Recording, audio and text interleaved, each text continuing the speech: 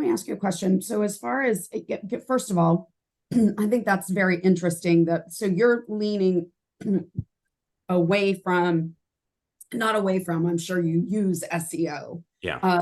But you have it's almost like you have SEO is the foundational. You have to have it. You have to have, Well, I don't even know if that's true. you don't. I don't think so. Yeah. Because like you just kind of Through use, that, then that's yeah, interesting.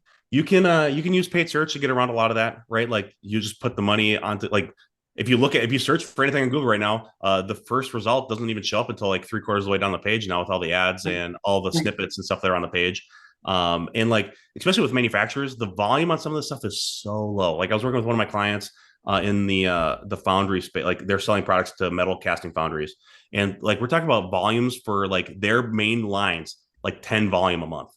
And it's like, okay, maybe we'll try to do some work to get, so that you're showing up for that. But it's like, that's not that many searches when I could just like do an ad or we can guarantee distribution on paid social. There's a lot of really niche things on for SEO, and SEO is really hard. Like everyone thinks SEO is free. It's not. You have to like hire writers. You have to have a really good website.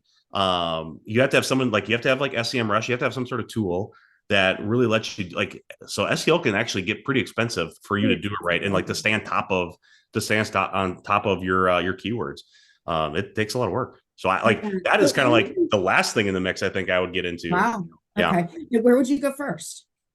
Ooh, yeah. So first, I think you need to talk to your customers. That like Yeah. any marketing program, like let's talk to your customers. Let's figure out, the jobs that they have, the problems that they're having. Where do they hang out online? That's one of the questions that we ask. Like, how do you get your information? Are you going to trade shows? Do you go to Google? Are you on LinkedIn? Are you on Facebook? Are you on Reddit? Do you go to YouTube?